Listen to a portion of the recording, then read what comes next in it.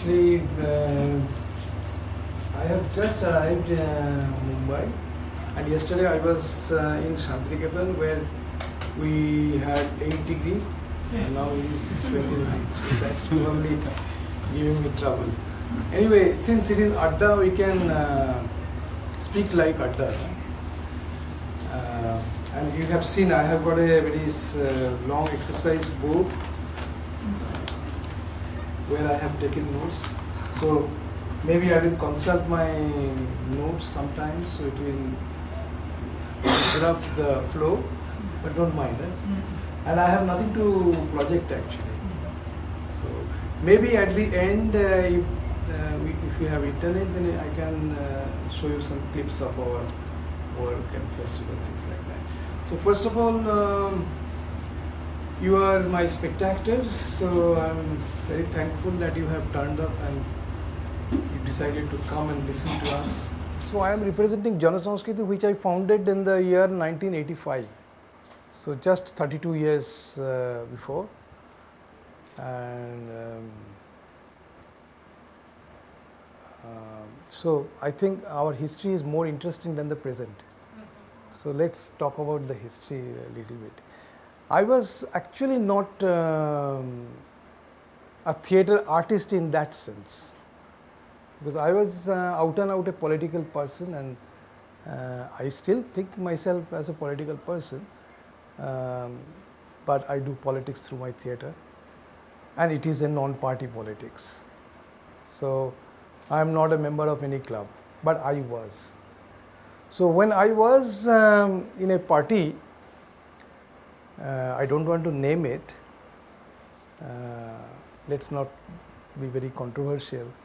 So, but in that party actually I experienced what we call the culture of monologue. We were only asked to listen, we were only asked to watch, we were only asked to wait for the orders that comes from the top, you see. So you were just blind followers. And we had no access to any kind of debate, discussion. We had no rights to ask any questions.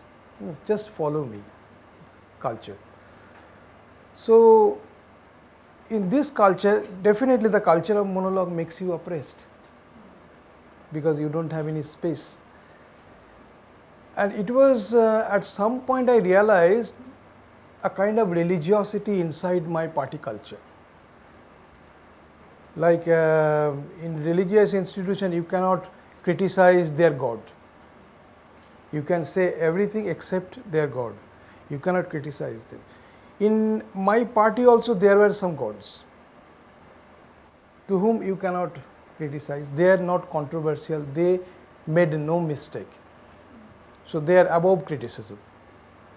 So this kind of culture made me really oppressed in the sense. And if you see the oppression in the family, for example, when there is no dialogue between a husband and wife, there is oppression.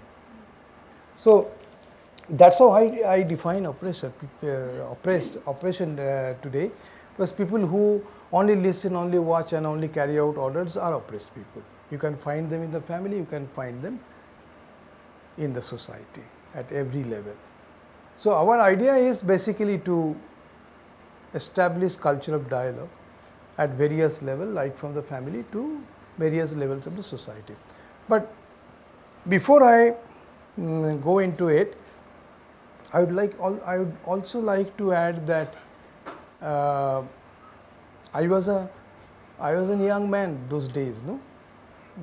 When I was in party.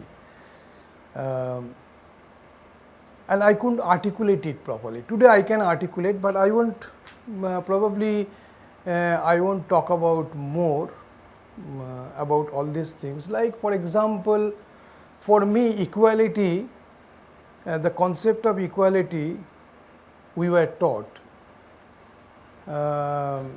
was not a complete concept of equality. To me, equality was never an economic question only. You know, the economic equality cannot establish a real equality. You need to have political, cultural, social, other forms of equality, intellectual equality, which is required. Unless you have this, only equality based on economy doesn't sustain. It didn't sustain also, the history says. So, and also in party there was a clear intellectual, non-intellectual divisions. The intellectual people, members, and non-intellectual members. So, non-intellectual members were villagers, were farmers, agricultural workers. They have no intelligence. They can only follow. So, that was the conception in practice. In theory, sometimes we spoke differently, but in practice it was the case. And I belong to non-intellectual section, no? Because in party also, if you speak good English, you have a good position. Because lot of our left parties, if you look at their leaders, they are all trained by Communist Party of Great Britain. They went to study there and came back transforming as a Marxist. So, this elitism I experienced in my life actually, because I was not intellectual. I am not an intellectual even today. So, this is one thing, and the other thing that is very important in the context of our theatre is that we did not realize that the history of Europe cannot be the determinant to understand the history of the whole world. The way society evolved there and the way society evolved here were very different. And that I wanted to point out, but I couldn't articulate it properly. Today I am trying to equip myself on this question. So, these were the basic differences I had with the party. Otherwise, everything was okay. So, at some point I decided to leave the party. And when I left the party, I was quite attracted by this non-party political movement. So, I went to a slum to organize some slum dwellers in Calcutta, and they suggested us to go to the village from where they were coming. So, we decided to go to the villages. That is how we went in 1985, late 84 let us say. And then there was no toilet, there was no electricity, there was no telephone, and there was no roads. So, if you have to perform in a village, from your base you would work, let us say 2.5 hours, 3 hours, and then come back 3 hours for, and if say if your show is 1 hour or 1.5 hours, so the whole day. And so life was not very comfortable. And also, you know, when I first started, I realized I decided to do theatre. My actors were not literate, or some of them were semi-literate. 32 years before, now they are all so-called educated, and we live together. We live together in a collective. We have a common kitchen. We share our personal resources. So, we are a big family. The whole core team from 32 years are still together. We didn't experience any split. So, those days they were not literate. So, when I decided to bring a script from Calcutta, from established playwrights, I found them adopting with this. It was a very difficult proposition for them, because they have to remember the text, which they cannot read. So, naturally it was a great challenge, and the other challenge was I knew that you would have to walk 2.5 hours to go to a village. So, you need light props. So, we decided to develop props which are very light and available in the villages. You can carry them while walking. This was also a big challenge, but the bigger challenge was how to avoid this problem, because they cannot read the text. So at that point I started devising a method which is very well known in the world today, in the field of applied theatre globally, which is very well acknowledged.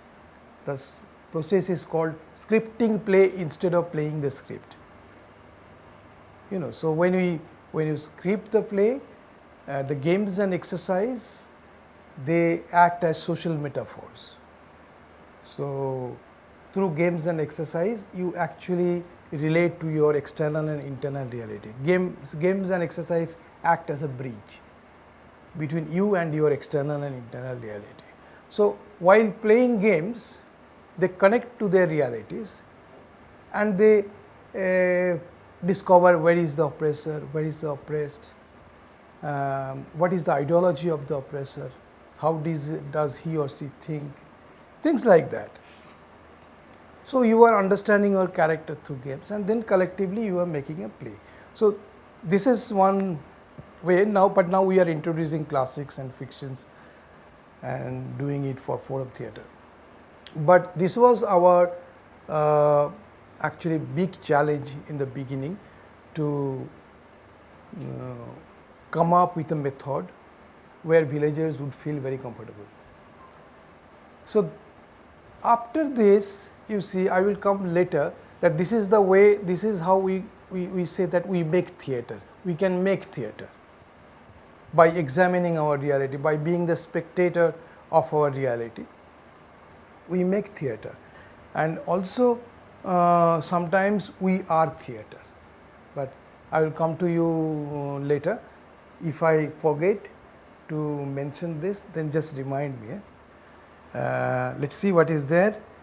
So then actually there was a bigger challenge too, because the villagers were not ready to accept us, because it was not very clear to them why these people have come. Are they Naxalite, are they Maoist, or Christian fathers have come to convert us, because we had all black beard.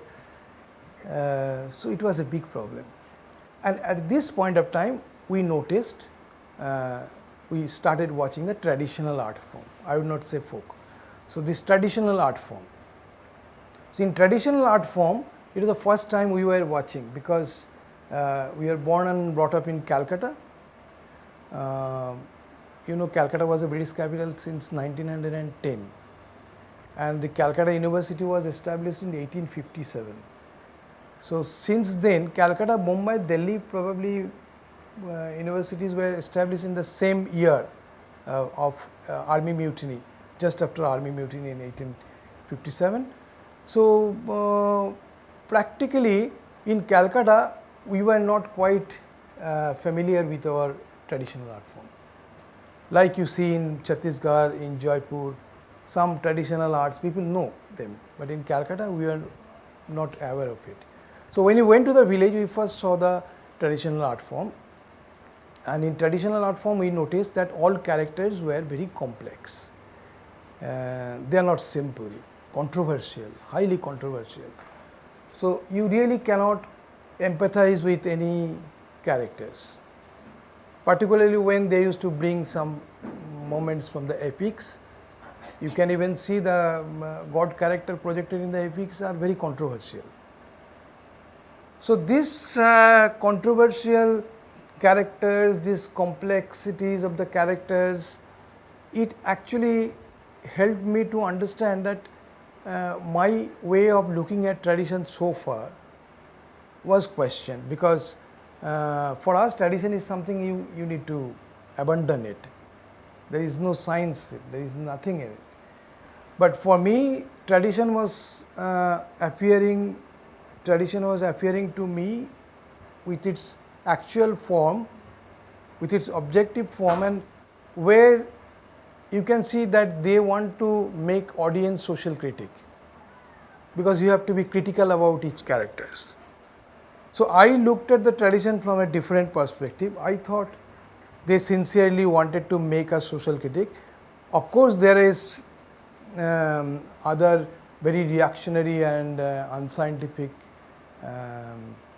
aspect of traditions. I am not glorifying it, and I am not a traditionalist, but traditional art actually first made it very clear to me that your character should not be simple.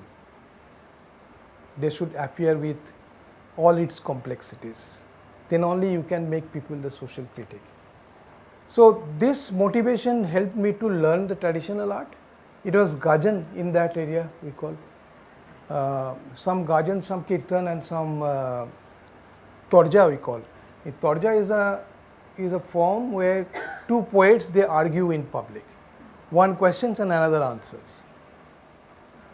So I started learning traditional arts, and while learning traditional arts, I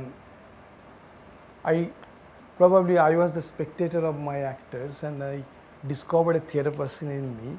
I realized that I can also do theatre. So this was a desire hidden, was undiscovered, was discovered by the traditional artist, and I decided to do theatre, and that's how I actually started Jana Sanskriti in 1985.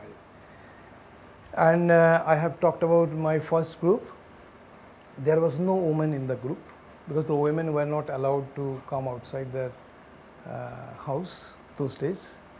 So the main characters, we the men used to act as women, and we still have some very brilliant actors who can play the women.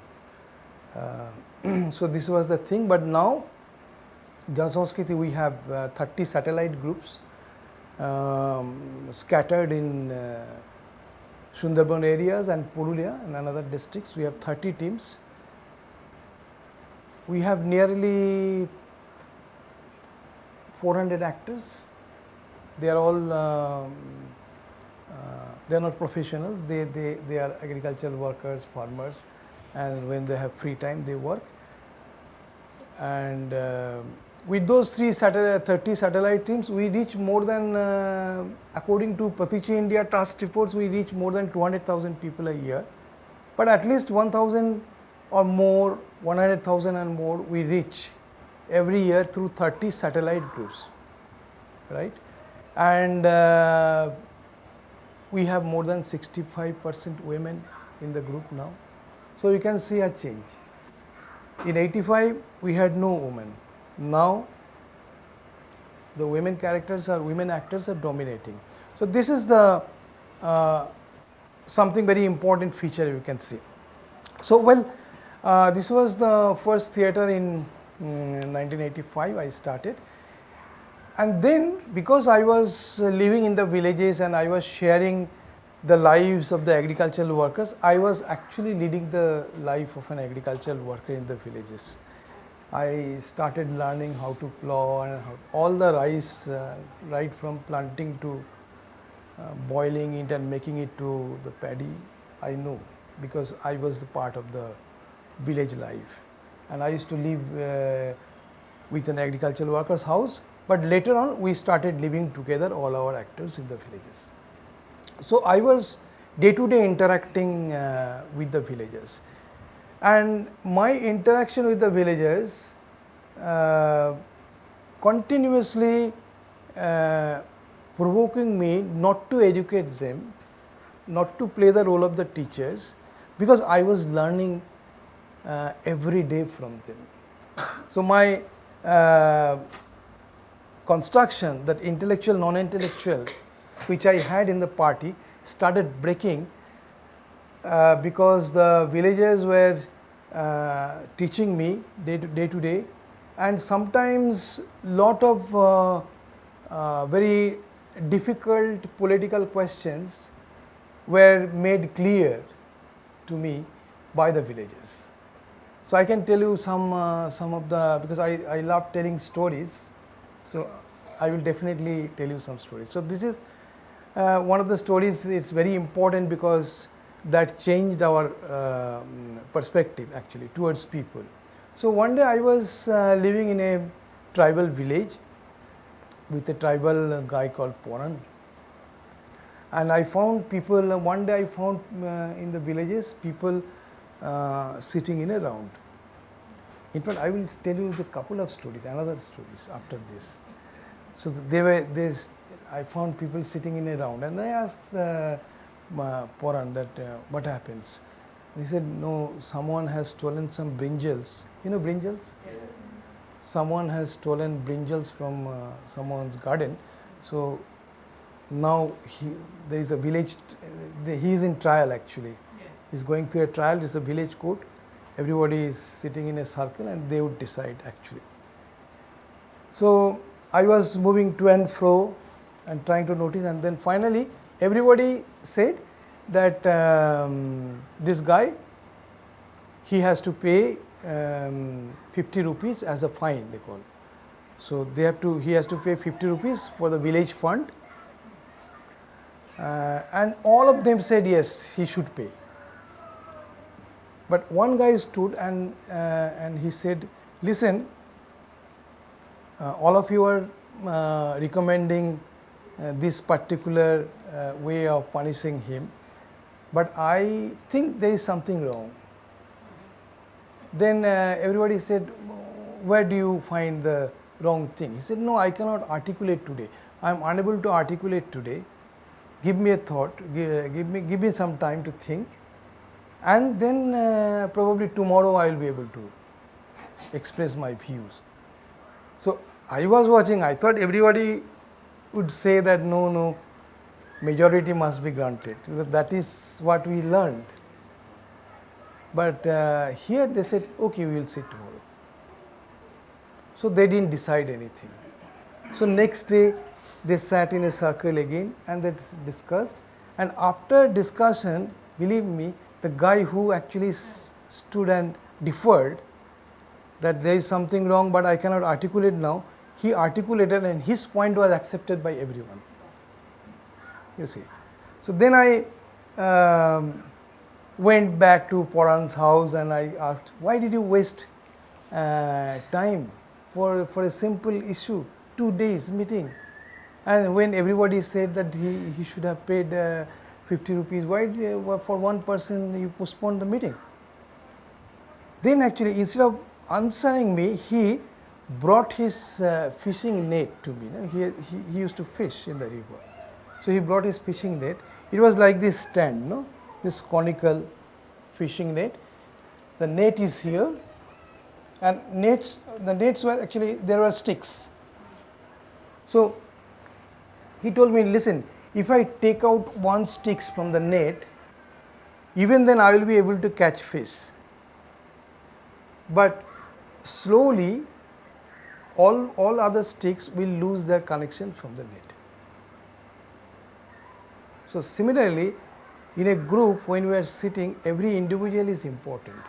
If one individual is ignored, ultimately the collective will collapse. So this is an answer I never got from any established theoretician in or outside the party. So this is one thing, and then we were asked to make a play on women's empowerment, and our feminist friend from the city, they said, Sanjoy, why don't you project a truly empowered woman? All these pains and problems, victimization, all these things we don't want to see. So at that time there was a news from Maharashtra actually, that a woman was raped and he was pregnant and decided to deliver his baby. So we took that story and we, with the reality in our state, we made a play where the woman was raped before the election. So ruling party is trying to conceal, opposition party is trying to make use of it. Media thinks this news is, people will eat the news, they say. So and the lady was in the middle of these three forces, but still she decided to deliver her baby. She brought her birth up. This was the story. So one day we are performing this in Birbhum. That was also a tribal district. So we performed the play. People by and large liked it. Very nice. The person who was actually playing the role of the girl, she was a brilliant actress also. So people were moved. But after the play was 3-4 women they called me. Actually, I used to go to their house often. So they called me and they said, basically what they said in their own language, Santalis, they said, the woman you have portrayed in your play is very empowered, isn't it? I said yes. Then they said, then you know that when you go to the stone crashing factory every day, contractor call us in his room alone. You know the story. So, and you know our families. We look after our families. Husbands are often alcoholic. We take care of the children. Practically, we run the family. And we still can laugh. We can, when you visit us, I give you food. We give you food. So now tell us, we are not then empowered. This was the question, and I still do not have the answer. I still think my next project is to introduce classics into forum theatre. So I will be doing a doll's house.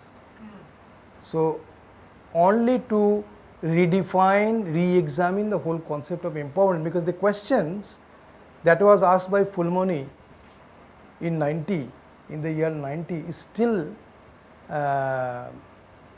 I don't have answer to that questions, So, but this Fulmoni's incident and Poran's incidents, it clearly told us that we should not continue this propaganda art. We should not suggest solutions to the problems. We should not prescribe, we should not direct people to go this side or that side. So we should bring some open-ended questions on which we will discuss with the people. So at that point, my theatre teacher, Augusto Boal, he came into the scene, and I told him that, listen, I always feel like violating human rights in the sense that people have this intellectual faculty, they have already, they have it within themselves, they have already, it is there already within the people. But our politics fails to recognize this intellectual faculty. So it needs to be manifested. So I need an art that can manifest this intellectual faculty of the people. And I was a victim of culture of monologue. I think the dialogue can liberate us. Then he actually accepted me as his students, and we were actually, we worked together 18 years continuously in Europe, because I used to travel. And his son was my student also, Julian. And till his last breath we are friends. The Boal family and my family is actually the same family. So it continued. So this is, after this time we started a kind of theatre which is forum theatre, you all know. In forum theatre you don't propose or suggest a solution, you just keep an open-ended questions by portraying a concrete scene where oppressor and oppressed, the conflict between the two is very clear, sharp, and we perform the play. Then we perform the selected part where the oppressor-oppressed conflict is very clear. We reenact that scene and we stop at some point and ask audience to replace the oppressed character and show how do you like to change the situation, how do you like to transform it. So the spectator, they become spectator on stage because they replace the protagonist, and they show how do they like to change the situation, how do they like to humanize this situation. So this is how forum theatre extends an intellectual space to the audience, where audience not only watch, they watch for the first time. First, when the play, we perform the play, they watch and then they speak. And accordingly, you see the oppressor character on stage, he always tries, and all other actors, they try to problematize the situation. They don't allow the spectators to just come and simply solve the problems. because we don't see theatre as a problem solving solutions. So what we actually do is, we don't want to see theatre as a problem solving solutions, or theatre is something that can suggest something to the people. So what we want that, as I told you, that the intellectual faculty people have within should be manifested through theatre, and if you are intellectually evolving, if you are critically understanding the sociology of your problems, then who can stop you? Automatically the democracy will mature. So we always say that theatre can democratize the society, theatre can humanize the society, theatre can actually democratize our political action. Instead of directing people, we are asking people, what do you think? And thinking means truly helping people to develop a deeper understanding about the issues. If we are projecting a scene of a domestic violence, for example, a husband is beating his wife ruthlessly without any rhyme or reason, for example. So then what do you want? People would say, a spectator would think, oh, it is a problem between man and a woman. It is a problem inside the family. But if you can take the discussion forward, if you provoke them to think, then they would understand, oh, this is how patriarchy is acting as an ideology in my psyche. It is a construction. And sometimes you can see the women, particularly in the villages, of course in the cities, lot of patriarchal values are internalized, even in the West.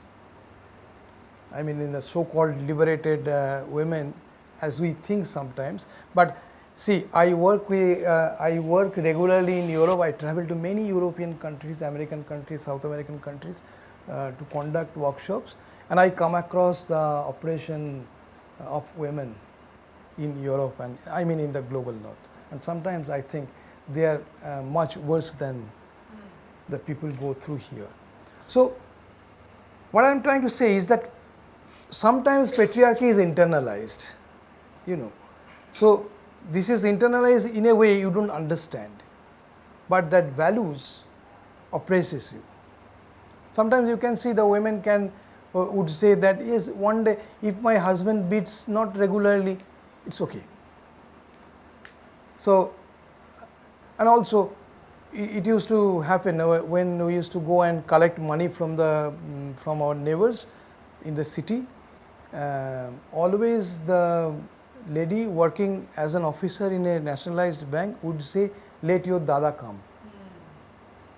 Means she has no power to decide that, yes, I would like to pay 100 rupees to this group.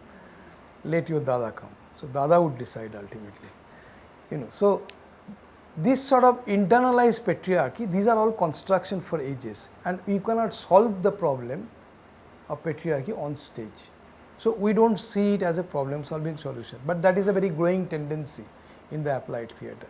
They want to solve the problem. So instead of solving, we try to take people to the deeper level of the problems, so that they can develop a critical understanding. So by portraying a scene of a domestic violence, we want people to understand how patriarchy operates as a construction within us, men and women. So that is more important. And if we think this is an intellectual journey in theatre, where actors and spectators, they deal with an experience and goes to the theory.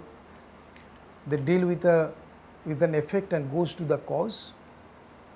So this is also what I love to say, internal revolution. It's not internal, I mean when you are intellectually evolving, that is also an aesthetics of life.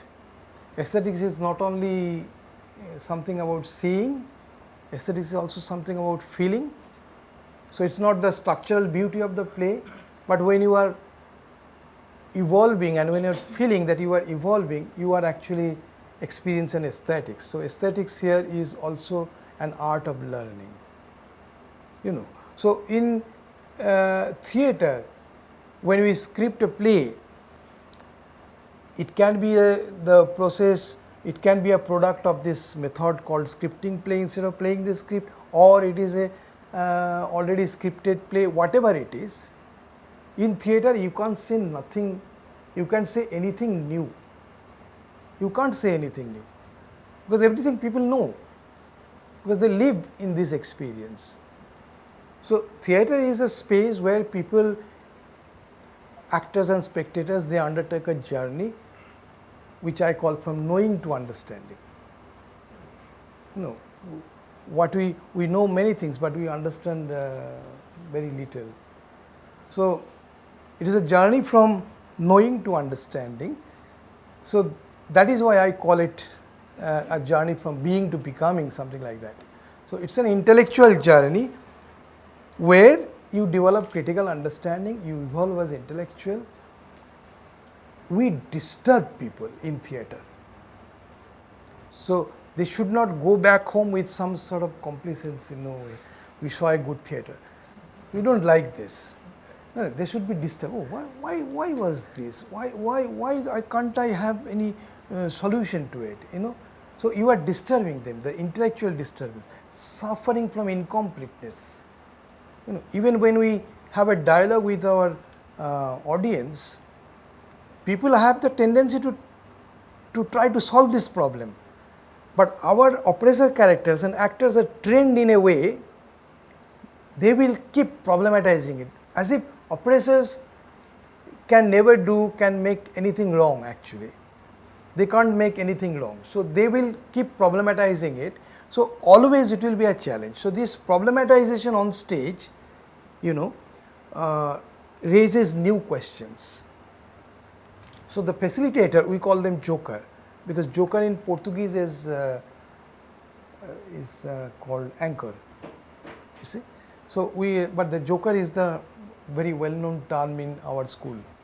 So the facilitator or joker, he keeps listening to the interaction happening on stage. For example, the husband and wife versus wife. Wife is replaced by a spectator. This husband character will keep problematizing it. So this problematization raises questions. So facilitator will throw these questions to the house. Do you think that women are only supposed to, the works are well defined, they are supposed to do this kind of work, and men are supposed to do this kind of questions which comes, they will throw it to the audience, and then audience will address those questions. And when one audience would come on stage and starts interacting with the oppressor character, then it would raise another questions. So this is how question to question, question to questions. Instead of going for an answer, we keep raising questions. And these questions, what you call, disturb people intellectually. And this intellectual disturbance breaks the passivity. And this is not a theory, this is our experience. This intellectual disturbance actually breaks the passivity. If you want to solve the problem on stage, it will be too simplistic, and it will in a way mislead people, and it will actually it will actually pacify the mass, pacify the spectators. But if you disturb them intellectually, it breaks the passivity. And what I call, and I have written on it, just let me do some little bit of publicity. I have two very important books published by Routledge, London. One is Janasanskriti Forum Theatre and Democracy in India, and the last one published 2017 is From Boal to Janasanskriti, where I have actually dealt with this word spectactivists. So when passivity breaks, they want to act off the stage. So on stage we script intellectual power, and this intellectual power breaks the passivity and inspires spectators and actors to act in their real life, to change their external and internal reality. So you find them as activists. So actors becomes activists and spectators becomes spect-activists. Yeah? because they come together and they try to change. So they come as spectator, they become spectator, and this after scripting intellectual power, they become spectatorists. So theatre starts on stage and goes off stage, so it continues, never ends. So therefore, what I wanted to say that basically we don't want to see theatre as a problem solving solution. But one thing I actually forgot to mention is that sometimes this also happens, and there was an argument between me and Boal at some point, because in some cases you can see that people have the desire to replace the oppressor. You can find people having desire to replace the passive oppressor. Sometimes some oppressors, they know something is happening, but they keep their eyes closed. They don't say anything. It happens sometimes when mother-in-law and daughter-in-law is fighting, father-in-law prefers not to intervene, but this is also an oppression, you see. So people, you can notice the desire of such kind to replace the oppressor. So in some cases we allow, because we don't want to flow we don't want to disturb this democratic flow, no? That people should not be stopped. Well, if you replace the oppressor, then after one or two intervention, we would say that, listen, this is good, but situation is not, reality is not, you are not representing the reality. Reality is different. So when reality is different, so you better replace the protagonist, the oppressed character, and show how do you like to change the situation. But sometimes, particularly on the plays, we had a lot of plays on patriarchy related plays. So on this kind of plays, sometimes you would see that oppressor is husband. So for example, oppressive husband is being replaced. You know, for us it is important because our spectators and our actors, they live in the same village or in the surrounding villages. So they know each other, they know his daughter was married in that villages, and he has 3 children. So they know everything. So when you are making a statement in front of your own people, that means you are actually risking, means if tomorrow you do something opposite, then they would say, oh, the Wednesday you said something and Thursday you are, so you are actually inviting a pressure. And second thing is, I think sometimes theatre appears as a means of introspection. Like for example, we sometimes become the spectator of our own actor. So when you become the spectator of your own actor, then you see it happens, an agricultural worker inside house, an oppressor, outside the house, oppressed. So inside the house, so when he finds, oh, this is what I do to my wife, so the character is me, I do this to my wife. So the moment it happens, he is the spectator of his own actor. So by being the spectator of his own actor, he discovers an oppressor within himself. And then the oppressor he has inside and the human being he has inside, they fight against each other. And as a result, we have seen from our experience, lot of such people were humanized later on. So by using theatre as a means to introspect, they became humanized. So theatre can humanize the human beings. And in a way, Boal used to say, in a different context, we are theatre. In a way, we are theatre, because when you are the spectator of your own actor, what makes theatre? Actor and spectator makes theatre. So when you are the combination of actor and spectator, you are theatre. You see, it's very important. And then we make theatre. And how we make theatre, I have explained you later. We are theatre and then we make theatre. In Janasanskriti, I think most of us are theatre and also we make theatre. So we didn't experience any split in 32 years, last 32 years. So let me see my notes. Um, well, so I would like to also mention that in Janasanskriti, since we are our actors are from the villages and they perform in the villages, so it is theatre of the oppressed. It's not theatre for the oppressed. So I don't actually act as an agricultural worker or farmer. So we go and train them. We hand over the means of making theatre, which is very eliticized in our society. Only some privileged middle class they can make theatre. Not always, but mostly, and it's very city oriented. So in all state there is one Makkah where people would go, and the people in the suburb they should have a desire to go in that place and do something. So this sort of culture is there. So we wanted to break this elitism. So we tried to hand it over the means of making theatre to the people so that they can make their own theatre. So that's how we have developed satellite groups. They are all from the villages, and each satellite group operates within 12 to 19 villages throughout the year. And so with these 30 satellite groups, we reach to a very large number of spectators and audience. And then we also work off the stage. But we, in each villages, we have spectators forum where we go. Let me explain how we operate. Suppose 6 or 7 satellite teams decides to make a play on alcoholism, because it was the women have repeatedly reported that we need to address this. Alcoholism means in the villages we had illicit liquor, no? And they were very bad.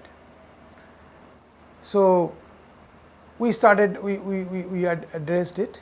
So there were 10 teams, they actually operated in 100 villages for 1 year.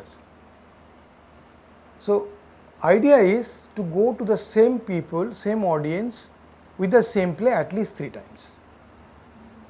But the first time when you go, when you interact with our audience, we call it collective action, and then we give a time for reflection, let's say 1 month, 2 months, and then again we are going and playing the same performance, and we see more people are intervening. We can see the nature of changes in the interventions. For example, in alcoholism, play on alcoholism, the first performance when we are performing, first time the interventions were mostly very violent, you see, and when you went second time, they realized that the nexus between police, political leaders and liquor lobbies is no easy. So then the more rationality came in and the nature of intervention changed. So each group has a writer who writes the interventions of the audience with the name, and nowadays everybody has phones, so they also take phone numbers, but they write down the interventions. So after what we do, after for example few hundreds performances by 10 teams, what we do, we quickly see the most commonly said interventions. Suppose you have 5,000 interventions, but in 5,000 interventions from 100 villages, how many very most commonly said interventions? Maybe 3 or 4. So then we go to the spectators forum and tell them that these are the most commonly said interventions. So they get to know what other 100 people generally said, and based on that, locally they take actions. So that is what we call spectactivism. So theatre starts from the stage and goes up the stage. And as I told you, that theatre is also introspection. So now, just one more point I would like to add, which is to me most important, and again those 2 books has explained this whole idea of relationship. You see, the actors and spectators, when you are approaching the spectators, we know that they are essentially intellectuals, and if this is a theoretical understanding, it doesn't work actually, because the construction we have is that we know everything. They are not, they didn't go to the university, they didn't go to high school. So ultimately I know. So that construction is there. So this sometimes we don't understand this, but this invisible hierarchy also disturbs the flow.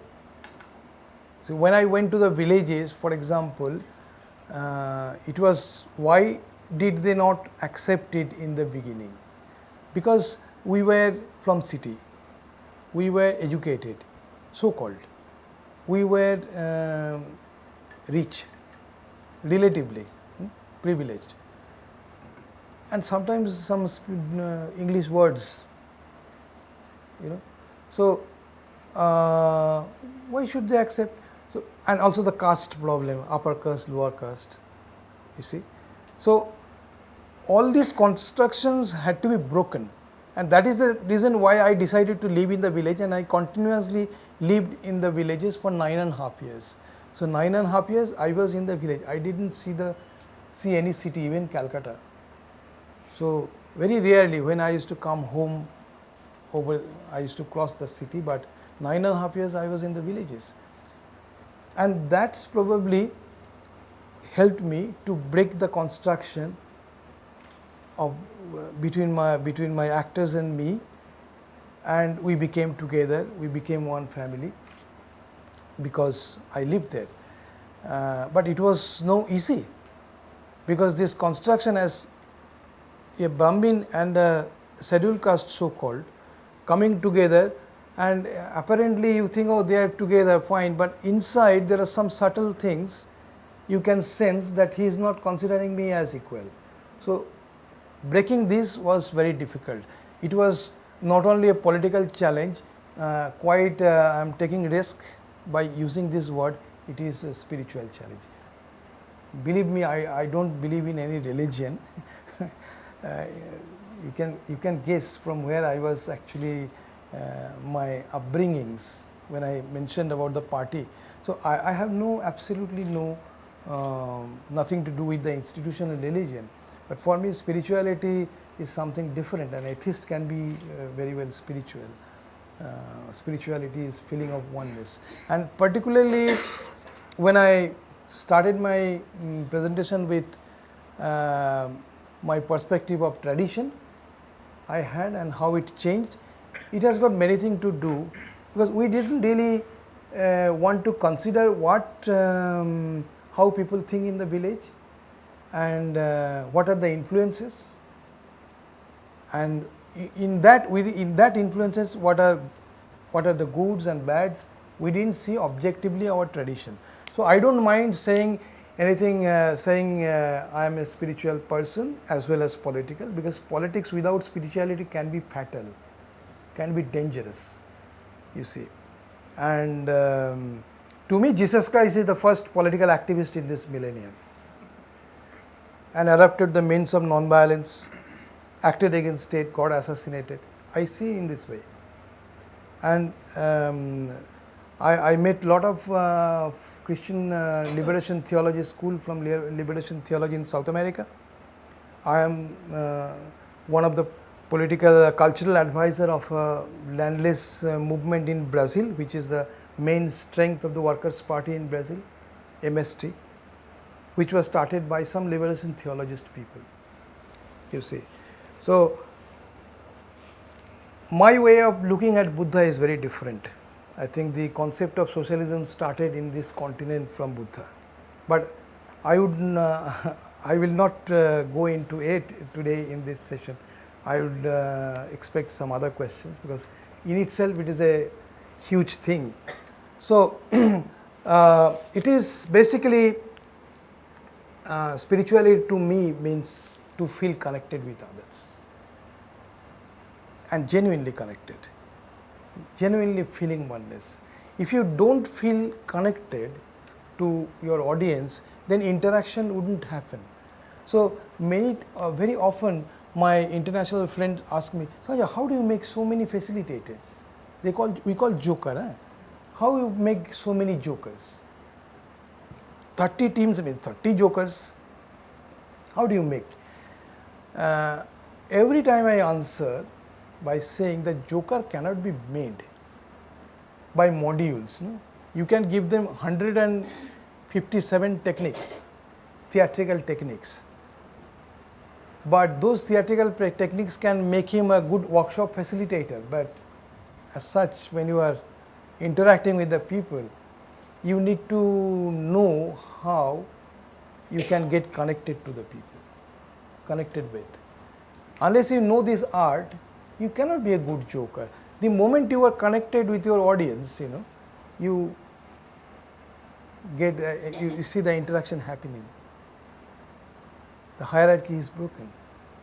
I tell you the story of Mullah Nasiruddin. He was a fantastic storyteller.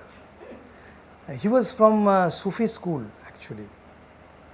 So Nasiruddin, one day he decided to see his Mursid. In Sufi, the spiritual teacher is called Mursid. So he decided to see his Mursid. And am I taking a long time? No. It's okay. So he decided to see his Mursid. So walked for 3 days. Because those days there was no transport in Turkey. So he walked for 3 days. After walking 3 days, he reached at the house of his Mursid. And he knocked at the door with a lot of excitement. And the Mursid from inside said, is there anybody there outside calling me? Then Nasiruddin said, my name is Nasiruddin. I am coming from such and such villages and I want to see you, Mursid. Silence. Then again he knocked at the door. Is there anybody outside there calling me? Oh, I am Nasiruddin, you know me very well.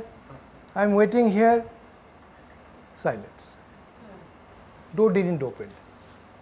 So he did it for a number of times and door didn't open. So he was very disappointed. And then he was roaming outside to and fro and with very disappointed mood because he came all the way from the villages 3 days after 3 days of walking, and knowing that he is inside, didn't open the door. You can imagine how depressing it was. And Nasiruddin is saying, suddenly I realized that this experience was required, and somehow this experience has helped me to realize something. So he was quite energized, empowered, and came to his Mursid's house again, knocked at the door. The same Mursid said, is there anybody there outside? Then Nasiruddin said, you. It's you. And the door opened. You can see in a relationship, there is no you and I. There is no Mursid and disciple. It's you. So this is what makes a facilitator. This is what an actor should understand, not just theorize. Theorization is not enough. We speak from the head, but often we don't speak from the heart. So if we can connect our head with heart, it develops the right attitude towards people. And the right attitude towards people is what is very important for any artist to grow and evolve. I think I have spoken about an hour. So now it's your turn to speak. Now you are the spectator. I think I have mostly said everything. Oh, right, yes. One thing I have missed, but if you ask me the questions, maybe it can come.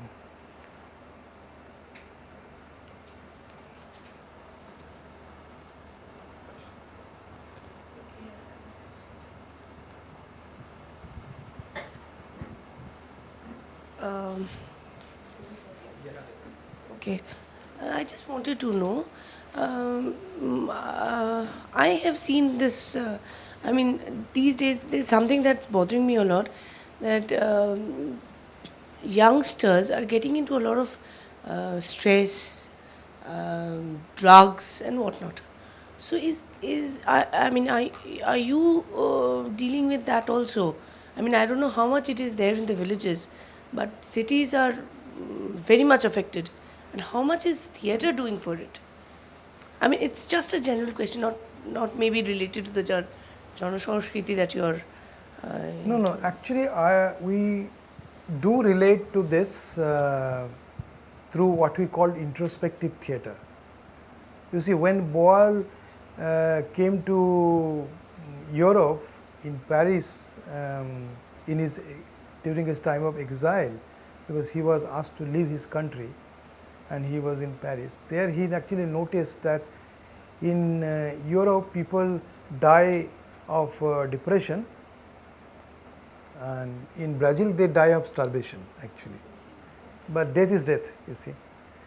Um, Recently, in the last month, I was in Ireland, in the city of Galway, and I was taking a workshop in a building, and just opposite to the building there was a river, the main river, which is going to the Atlantic, and suddenly we found some helicopters on the top traveling, and police. What happened now? One young man jumped, and you see in Ireland now, in the night, people are patrolling by the side of the river to stop young people committing suicide. You can see the suicide rate in Paris is much higher than, suicide rate in Sweden is much higher than the suicide of women in Brazil. I was just recently went to Vienna last a couple of months ago, and one of my participants, he is painter, so he asked me to go and see his painting exhibition. While coming back, I noticed there was a poster. I noticed a poster. I said, "Why is this poster?" It's not poster is not painting. But I wanted to read it, and then found in Austria, 2,738 women were killed this year by their husband, and in most cases the kitchen knives were used. So neither the women are safe nor the young people are safe, and in Europe it is the case that the alienation, the individualism. So when you are confined in the invisible fence of individualism, you lose power. In collective, you have everybody's power is your power, you have strength, but in individualism you are powerless. You naturally you develop pessimism, you develop fear, and you cannot negotiate, interrogate with what is happening inside you and outside the society. So therefore, people, young people particularly, because they are stressed, they have this competition, isolation, alienation, so they try to adopt this kind of means. And we are dealing with it by different theatrical techniques called something like called rainbow of desires, for example. So one person is speaking to his desires, you know. So by speaking to his desires, he can be helped to rationalize this situation. So there are cops in the heads also, you know, a lot of cops. So how to remove those cops? How to understand the origin of those cops? Is it inside or outside? So by doing this kind of techniques, we are actually dealing with the mental health, and not only in Europe but in India also. Like even you are saying in the villages also, this is a problem. If not drugs, they go for alcohol, and the smartphones also is creating a lot of havoc. So therefore, we have started addressing this in this small forum. But most importantly, we all encourage our children to go and see theatre, because in theatre at least you can fight the alienation, you can mix with people, you can interact, and particularly in our kind of theatre, we feel it's very important because it's interactive, it makes you think, it disturbs you in a positive way and directs you to a positive direction. So that is the reason why all the I think globally it is a global problem. So globally art should be responsible to combat this culture of alienation created by the market economy. But specifically for this kind of mental health issues, for this kind of psychological disturbance disorder, whatever you call, there are means to address it through theatre, and we do it. And we are actually, if we have resources, we will try to develop some groups in at least each metro cities who will be who will develop some expertise in dealing mental issues through theatre. There are actually, I think they are more powerful means than the medicines or things like that.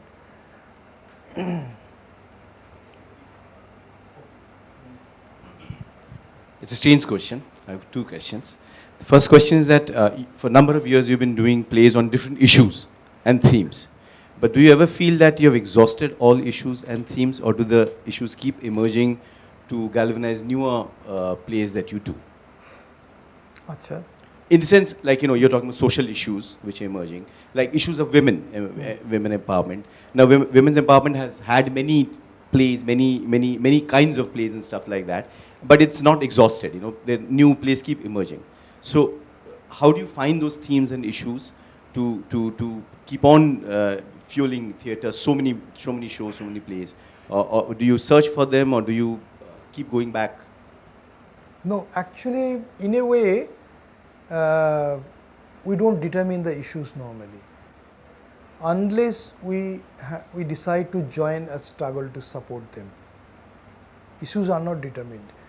So, in a workshop situation, people discover various kinds of operations, and they decide which one is most important for them to address. So, this is how all satellite groups, they make their play. So, in most cases the issues are not determined, so they are varied. You can see many more issues are being dealt. But for example, some issues, some, like for example the women's, the patriarchy related issues. Now we have started doing theatre in the schools, because in some areas like in Purulia, where the child marriage is rampant and it has become a culture to some communities that there will be child marriages, and in the secondary data, in the government data, you cannot find them, because according to the government, everybody is graduating from the middle school to the high school and high school to the but actually that is not the scene. The scenario is just opposite. So there we think that child marriage is an issue, so we are addressing this. So in those kind of cases, if there is like in our team in Raigad, Maharashtra, they actually dealt with the SEZ issues. In Raigad, there was it was supposed to be the largest special economic zone in Asia. They wanted to occupy 500 villages. There our team started, and they moved from village to village, village to village, village to village, and then a lot of things happened, but ultimately it culminated to a movement.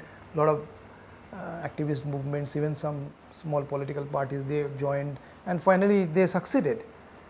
But this is the issues that actually you can see that there is an issue, and you can see that there is child marriage. So you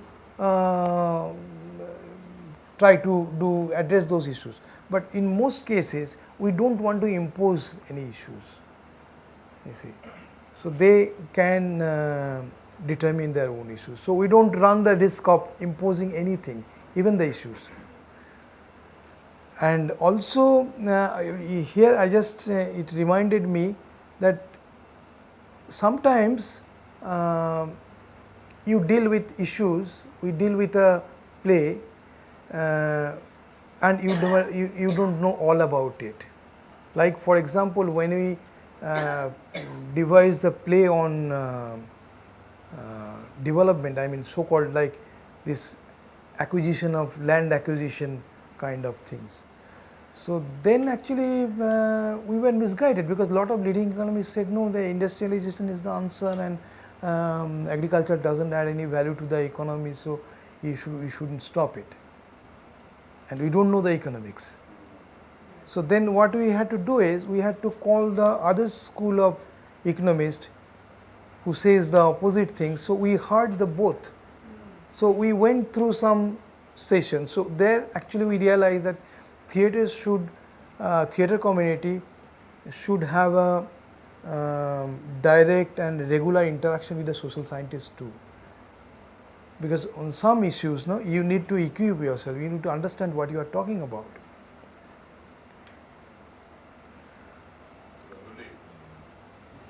You had a second question, no? I had a second question, but Okay. should I come back later? Yeah. Why don't you finish? My second question is a existential question. There are a lot of theatre movements which has happened even in this country, even in indigenous areas, which happened because of a particular visionary. Particular? A visionary, you know, someone who propagated that movement, someone who hand controlled that movement, held that movement together. I worked with Habib Tanveer for a short while, way back. So you know, he was there, hand holding the entire movement in Chhattisgarh and stuff like that. And after he passed away, that kind of collapsed. The group is not functioning anymore. His daughter is not equipped enough, or doesn't have that kind of vision to give the same impetus that he did. And I've seen a few other movements also like that. I was associated with Jannat Manch in Delhi with Safdar Hashmi. The Jannat Manch movement goes on, but not with the same vigor when Safdar was there. So my question to you is, like, you are a visionary and you have cultivated this movement, and you are, you know, you're taking it, spreading it all over the world. But does a vision continue with the same energy and the same imagination without the visionary, or can the mantle really be passed, supplemented, is my question. It's a very existential question. Yeah, actually, I think if I die, then I will be able to answer the question. But this is the question that we have always in. And when Janasanskriti was 25 years old, there was a book published by our code teams. They all wrote what next, actually. So there also we had some very confident conclusions they came, and also they had some confusions. So it's very difficult to say with same vigor whether it will run or not. Maybe with more power it might run, because we are living together for 32 years. So 32 years, the nature of exchange was very different. For example, the personalities you have called, they did not have to relate to their court team all the time 24/7. They didn't live together. So we lived. And people who now in Janasanskriti, people from all across the globe, they come. And many of them also travel.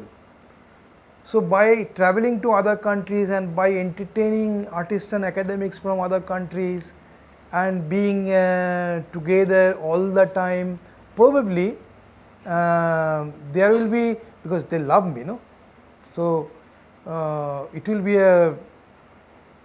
it might get a little bit of shock, but I think Janasanskriti is capable of continuing it with maybe with more strength and power. First of all, Mr. Ganguly, thank you very much for a very enlightening session. The question is that your objective is social change, I believe, through this enterprise. So how do you measure? I mean, you may feel satisfied, you may get good appreciation, there may be a general view that you're doing good, but how do you actually measure the social impact on the ground? Yeah, now it is a big question, because everybody is asking this, everybody wants, even people who give money, they always want datas. And we are not actually very, as data management, data management is not something we learned very well. But now what is happening, Janasanskriti is being studied by the academia. Like we are 42 universities on record, including Harvard, Chicago, Cornell, things like that. Even in Central Asia, Turkey, Kyrgyzstan, there are universities, 42 universities continuously doing some research work on Janasanskriti. they are sending their students to Jana Sanskriti for PhD, MPhils. Sometimes English universities send their students for writing their MA dissertation in Jana Sanskriti. So a lot of such stuff is there in our archive. So from research perspective, our archive is very strong and very well equipped. So we are now acting as the international center of theatre of the oppressed. So you can get to know what is happening in Africa also, what is happening in South America, because people are coming here, they were living their knowledge, and also they are studying Jana Sanskriti, sending their reports, thesis. So you can get to know. And the other way is we want to know directly, because not always we go through the theses and dissertations. So we actually do some small kind of studies on our own. Like for example, the child marriage in Purulia. So now we have the data that how many children are there in 110 villages where we will be operating for next 4 years. So 110 villages, the vulnerable age group between 14 and 16. So after 1 year or 2 years, we will go again to those families to see the situation. So this is how actually we now get to know whether our theatre is impacting on people. And recently I will show you in my, if the internet connection is there, then I can show you a study that was conducted by Center for Studies in Social Science, Calcutta. Professor Josna Jalan, Professor of Economics. Under her guidance, there was a study conducted, and study continued for 2.5 years. And those 2.5 years, we are not allowed to go in those villages. So they had chosen 38 villages from our area of operation randomly, and they had 78 villages where we are not working, same kind of villages with the same community of people. So, and then after 2.5 years, they have compared and they released the study, the extracts of the study in the last December in Calcutta, where we can have tall claims. Like for example, now we know that continuous intervention can even change the established social norm. For example, the 78 villages we are not, where we are not present, the women and men were asked this question, that what kind of bride you want for your son. And in those 78 villages where we are not there, they said mostly that the bride should be able to do household work, and they should be able to look after their children, things like that. In our villages, the first answer was that bride should be educated. You can see the change in perspective. The 92.4% women in our villages are aware of the domestic laws related to domestic violence, and also are aware of the lacunas of the laws. But in control villages, they have less than 29%. So you can see the differences. This study is something that we have just posted the extracts of the study in our website janasanskriti.org. You can go through, and also they are questioning the whole system of reservation, because in panchayats we have 50% women reservation. In those villages, the women are actually elected, but their husbands or the main party leader, they operate. But in our villages, all elected women candidates are independently functioning. So even the question of reservation is, it has created a controversy whether we need reservation, or even if there is a reservation, what do we need in addition to make it functioning. So now this kind of studies are also helping us to know the impact of the studies. Like the alcoholism struggle I was talking about, in those 100 villages, this study team, they didn't find any illicit liquor. And physical level domestic violence, they didn't notice in most villages, in most families. So, but our intervention was very continuous. for years. It was not project oriented, you know, 2 years, 3 years project. So we continued for years. After 10 years, 12 years, probably we have this impact. Thank you very much.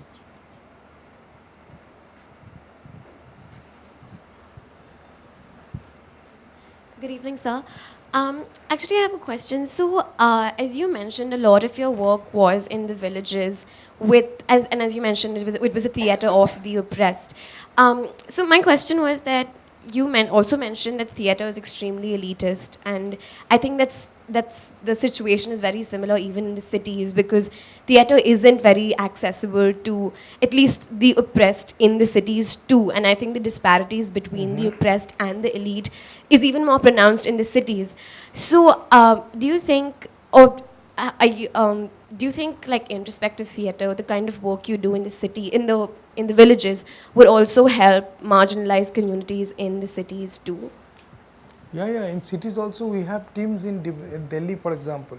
They work with the people in the city, but they are working in the slums. But with the middle class students, we have much less experience. But we can see the problems happening there. So that is why we have started making a groups. We have started conducting workshops with the facilitators, theatre people who work in those schools. We are trying to equip them with introspective theatre techniques, so that those people, victim of this drugs and things like that, psychological violence, they can negotiate with they can talk to themselves and negotiate and rationalize their problems. So we are trying to, this is a very new step. I apply this kind of theatre techniques in Europe most often, but now I feel the need to do it even in the cities. And yes, obviously it can change.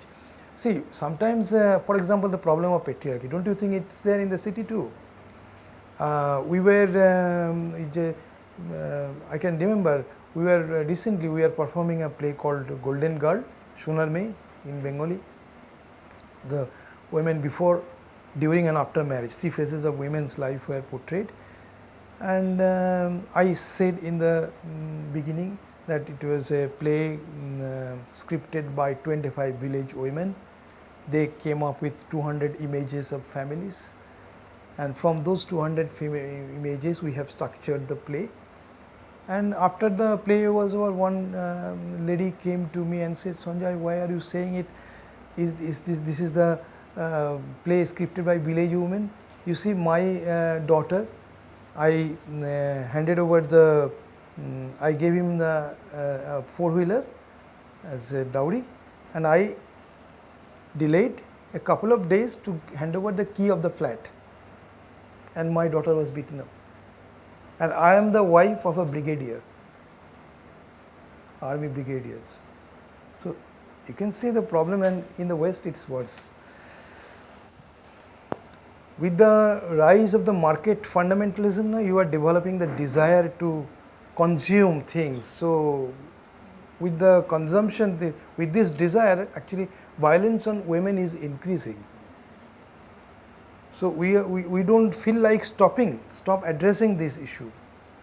It is becoming more and more important. I also have another question, if you don't mind. So there are various perspectives to what the purpose of art is. Do you believe that the purpose of theatre is social change, and that theatre can't just exist without creating a difference? Theatre, I think theatre was discovered by the humanity to change it, no? And I like the word evolution rather than revolution, because revolution is also a dynamic stage of evolution. Even after a revolution, you need to evolve. So theatre is basically an art that can ensure the evolution of an individual and the society. If it doesn't do it, that means that is not theatre. We have to doubt it. Because it's a collective art, collectively addressed thing, and it's there to change the society. And as I told you, the differences between the women who have who became the part of our theatre and who were not the part of our theatre, you could see the changes. But as an artist, you have to be very honest. You see, your head and heart should be connected. You should not be the mouthpiece of any agency or any party or any state or power.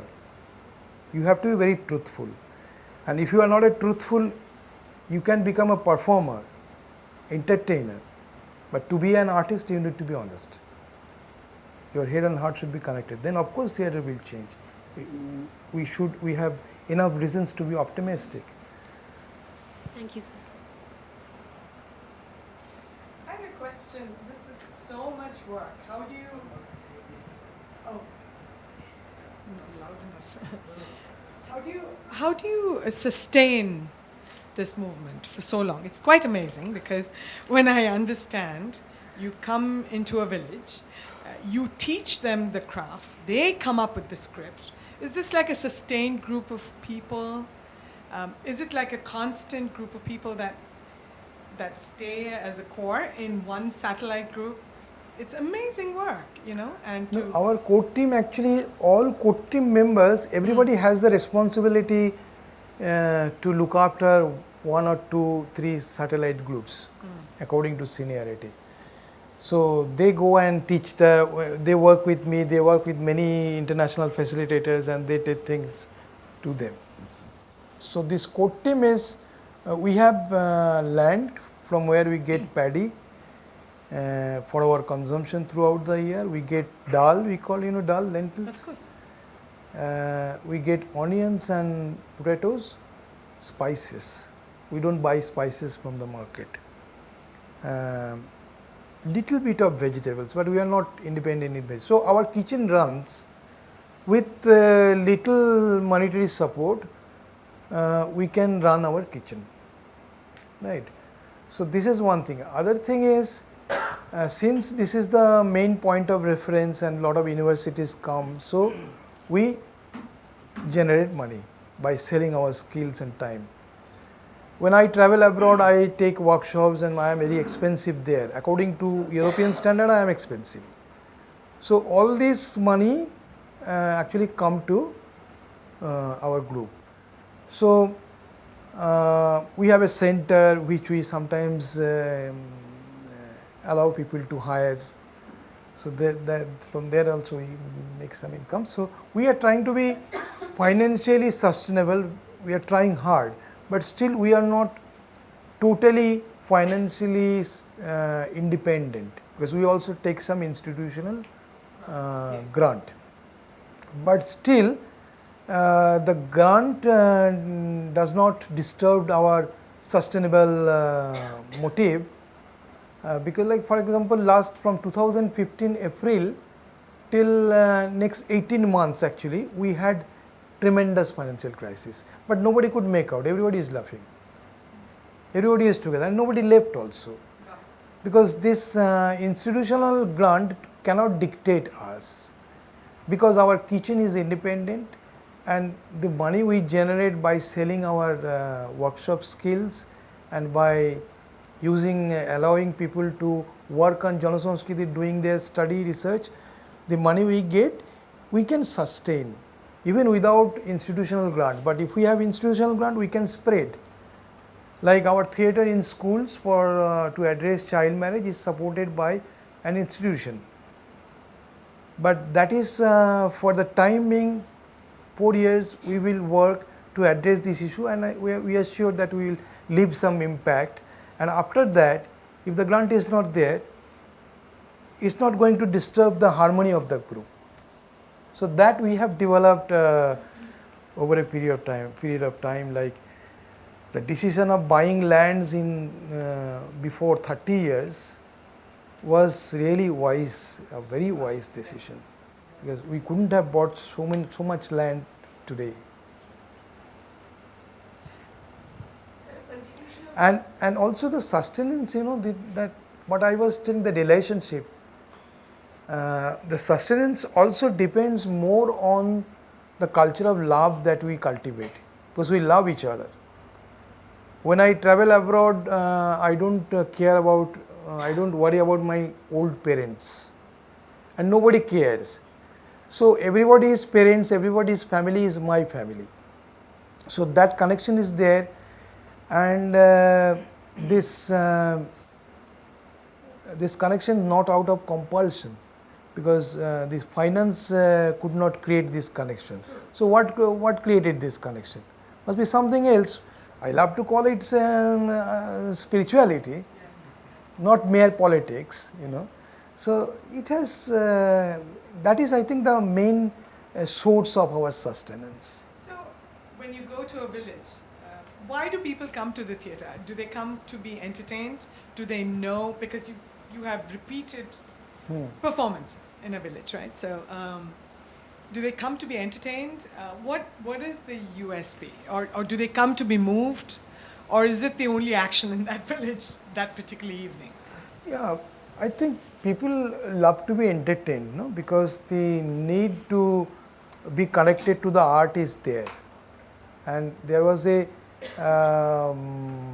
cinema of Satyajit Ray, film of Satyajit Ray called Gopika and Bhagavan. Yes. It's meant for children basically. It was written by his grandfather Upendra Kishore Rai Chaudhary. And there you can see that these two guys, they were actually deprived of art, because one didn't know how to sing, and another didn't know how to beat the drum. So they are thrown out of the villages. So if you are not a efficient, talented artist, you have no space. You see. So they were asked to leave the villages, and they met the god of ghosts. And from the god of ghosts, they asked for three things, no? One is food. Without food, we cannot survive. And they ask for dresses and movements. They can go wherever they want to go. And the third thing was the right to cultivate art. So human being needs three. So when our development looks at the villages, they think Indira Awas Yojana and Pradhan Mantri Awas Yojana. Nowadays it is Pradhan Mantri Awas Yojana. And these yojanas of housing and economic things, you know, will be enough for the villages. They don't understand that art is also the basic need. It's like a basic need, like food and shelter. Yes. It's a basic need. So when you go to the people, they respond, because it's a basic need to see the art. And if your art is structurally beautiful, they would love to see more than one time. And second thing is, I think that is perhaps one of the very important thing, that the play is scripted. When we are scripting a play or taking a scripted play, for example, it's being decided by the actors. They know that the spectators also suffer from this problem. So when you find your problem is being staged portrayed in the stage, in the play, then you feel automatically connected, you know. And that is the reason why we raise this demand that in each panchayats there should be one place, a center for art, so that people can go and perform, so that they can fulfill their basic need. But unfortunately, the government is not interested to create this kind of art center in panchayats, because it will probably challenge their power. But we are still demanding it, and in 2006, with such demand, because by then we were actually let's say 21 years old, and we knew that the art was a basic need for the people. So we are the first theatre group that rallied in the city with 12,000 people, according to the Calcutta police report. 12,000 people marched on the city demanding that art should not be for the elite. Give us the access. So, but still we are struggling on that issues. So did our questions raise the one point that you hadn't? You said you had one point that you hadn't addressed. Yeah, Did yeah. our questions invoke that? Actually, it's quite close, because you see that when people need art, means they need to be connected with the world of intellect, because intellectual world is the world known to the people since the very inception of the human civilization. If you see the human civilization, the progress of the evolution of the human civilization, it was the intellectual power that people already had within. That time intellectual power was intellectual ideas were not institutionalized. So now what I was trying to mention is that we need to know the art of listening. You know what happens. Why do I prefer theatre of the oppressed? Strictly because then you hear the stories from the people, you see, and also this gives you an attitude towards a different attitude towards the people, where you go to the people and truly try to listen to them. Because if you don't listen to them, what happens in the party and even within our theatre community, you know, when you speak together 5-6 people, then suppose he says something and I am actually calculating, because I have a position and I am just preparing my logic. Soon after he finishes, I would say, listen, but I think, you know, then I have to establish my position. So what happens, we argue, but we actually cultivate a kind of dogma, in the sense that when you try to establish your point, then it is a dogma. But in a debate, nobody wins actually. In our theatre, forum theatre, she tries to address the problem in a particular way, but he tries to address the problem in another way. But they are not trying to win over each other. Ultimately, the path discovered wins. Nobody wins in a debate, but in our debate, we try to win. So often, we cultivate dogma. And this culture of dogma is a construction. So when you go to the people, you don't want to listen to them because you have something to say. So I call this multiple monologues. Sometimes I call to this our theatre people, 6 of us, we are discussing for hours, and you would think that we are in a dialogue, but not often always we are in a dialogue. These are all multiple monologues because everybody is trying to win. Everybody is trying to establish his point. So as opposed to multiple monologues, if you want to establish the culture of dialogue, you have to learn how to listen. So you need to learn how to empty yourselves so that the input can come, and then let there be a positive conflict. So this is the art of listening which we need to train a good facilitator. A good facilitator in our theatre who would conduct the discussion between actor and spectator should be able to listen to the people. So unless you listen to the people, it will be multiple monologues. So there will be some kind of impositions. So it will not be a true participation. You can see lot of interactive theatres I see today. The actors want spectators to say things what they believe. So it is structurally very participatory, but actually it is not participatory because the culture of listening is absent there. So in a true participation demands the culture of listening to combat this habit of multiple monologues. And you can see today the government is talking about various World Bank and all other international agencies are talking about a different kind of participations where you are only implementers. You are implementing what they have devised.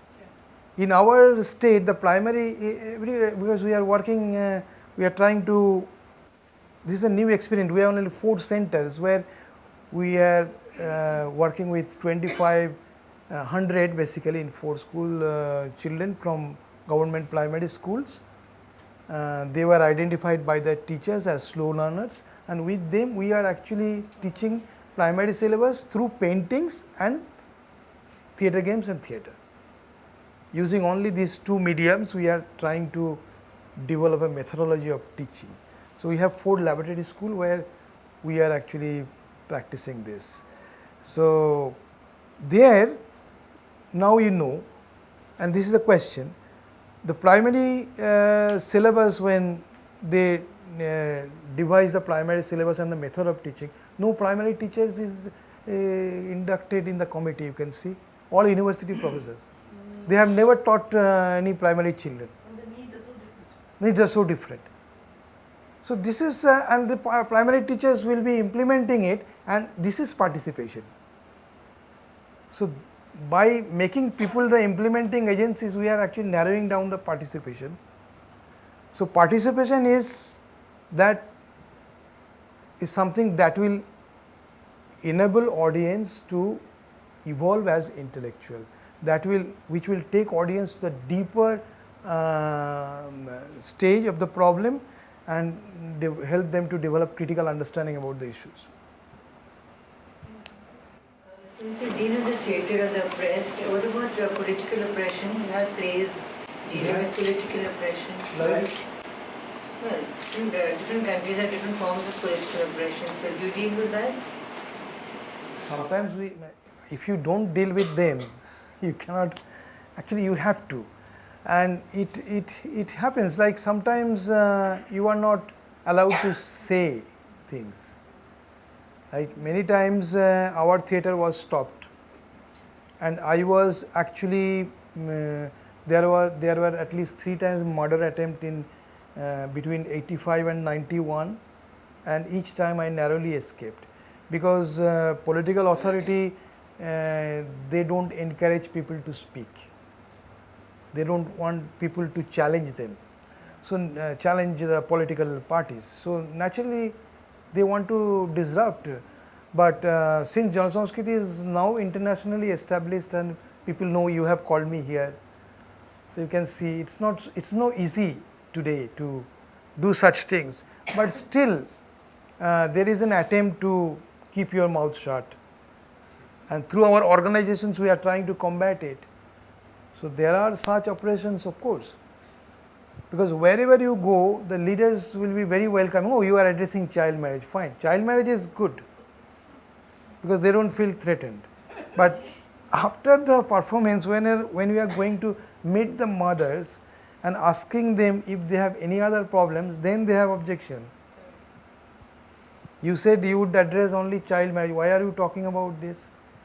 And nowadays, you know, everybody has a smartphone, they document our meetings, and they are taking it to the party office, and why are you doing this? So this is always there. But since we are working with the people and we are allowing people to speak instead of giving them any solution or answer, so whatever commotion they find within the people is a result of a intellectual dialogue. So naturally, when logically people decide something, it is very difficult to stop them. It was not just simple activism. If I teach them something, then it is different. It will not have so much strength. But when they logically decide that I should do this, then it is very difficult to break. So the tension is there, but the tension is not succeeding in damaging us in that way. Of course, they don't give us money all the time, or they don't patronize us. We are not good people. Do you have any problem with language? Because you said Ireland and different parts of Europe, then there's a language barrier. We sometimes go to perform, yes, but when you go to perform, if you see the structure of our plays, I can show you a bit. The structure of the play is composed of images. You know, we don't much focus on the literary part of the play. We come up with a lot of images, dance, songs. So our theatre is very physical. In that sense, they don't experience any difficulty to understand our play. Which one actually? 2016 highlights. And then is there any 2018? No, it's not 2016 highlights. Okay. You can show. Yeah. So 2016 you can show. We have actually a festival, biannual festival called Muktadhara. This was probably the 7th, where people from all across the globe, from all continents, they come on their own. We have no sponsor, no grant for this festival. People come and they pay 600 euros as participation fees, and with that participation fee we organize the festival. So 2018 is the next. It happens first 7 days in our center, and this next week in the villages. It travels from village to village.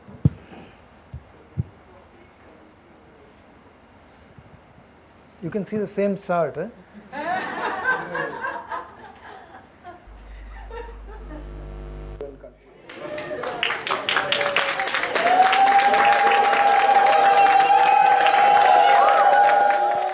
We have a very big global community, the presence of which can be seen in 80 different countries in the world. We also formed a Federation of Theatre of the Oppressed in 2006, where Augusto Boal was present, and he celebrated the birth of Federation of Theatre of the Oppressed in India, where we find groups located in various states using this theatre form in order to democratize their political action. So some of us are here today because we are having the meeting of the Federation of Theatre of the Oppressed India. We call it FOTO in brief. So over a period of 31 years time, we have succeeded in establishing our presence in many other states in East, West, North, and we are going to establish our presence in South too. We are trying to be united globally and nationally. This Muktadhara festival, in other words, a solidarity action of our global community. And I would like to thanks to my friends, brothers and sisters from all across the globe who extended their generous support to take it forward. Claudia. 1, 2, 3, 4, 5, 6, 7, 8. 1, 2, 3, 4, 5, 6, 7, 8.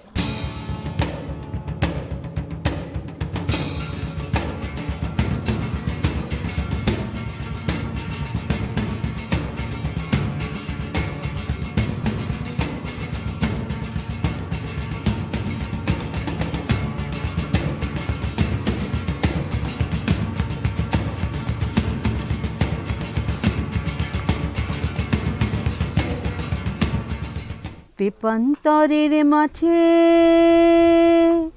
বধূ হে একা বসে থাকি, তুমি যে পথ দিয়ে গেছো চলে তারি ধুলা মাখিরে একা বসে থাকি। Working with Jana Sanskriti, I think it really went beyond my expectations. Jana Sanskriti and people who helped in organizing this festival, they have managed to give us a very warm welcome. I think that what makes Jana Sanskriti so special is actually a part of everything that my friend said. It's actually their aesthetic. They have managed to use forum theater, but to integrate it with a very high level of aesthetic, of theatrical aesthetic.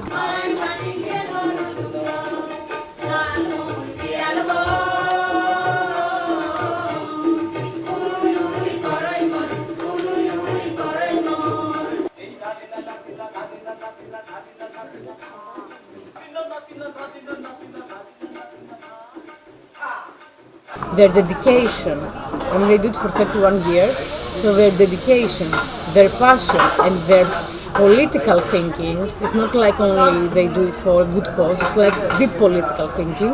It's an inspiration for me. First of all, I agree that the aesthetic that they put it and the integration with the traditional culture is a very strong point.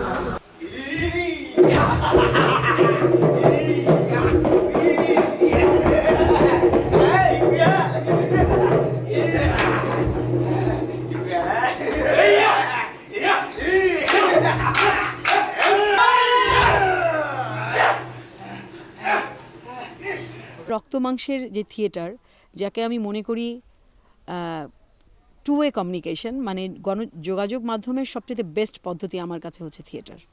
আর সেই theatre ওয়ার্কশপে সশরীরে উপস্থিত থেকে জিনিসটাকে আরও ভালো মতো জানার জন্য এখানে আমার আসা।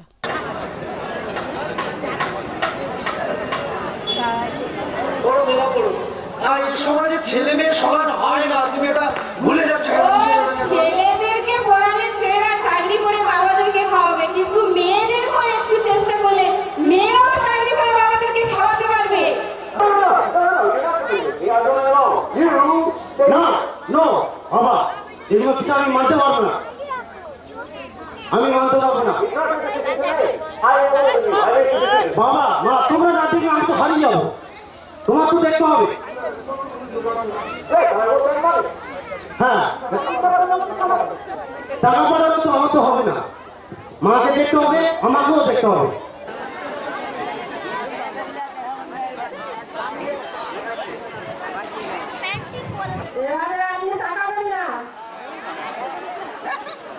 You cannot look at me in this fashion. Why?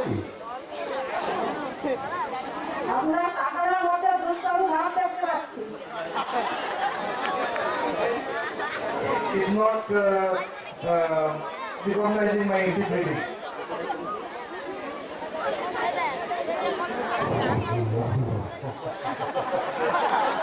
Often we see in many places we see forum theater that is not very aesthetic, and for me it is a problem, because if you don't make a good theater, then your intervention will not be good as well. Then it will stay on the level of a political pamphlet.